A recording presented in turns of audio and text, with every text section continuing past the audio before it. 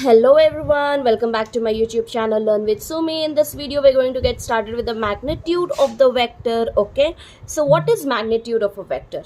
We already saw what vector is, what is a position vector in our previous video. So we'll see what is the magnitude of a vector.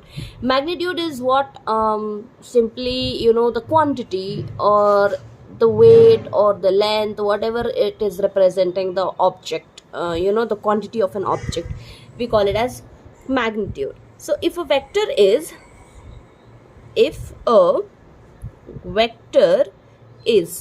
r is equals to xi plus yj plus z or zk, okay, magnitude is written as the magnitude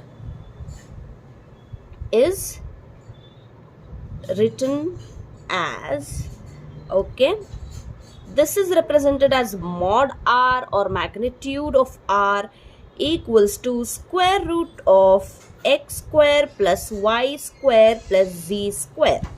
I hope this is clear.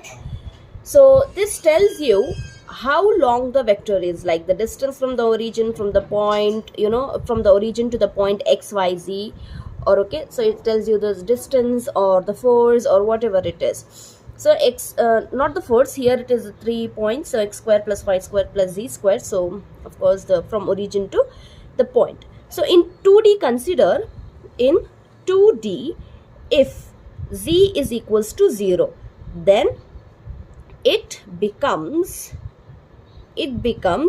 magnitude of r is equals to square root of x square plus y square. Okay, I hope this is very much clear for you.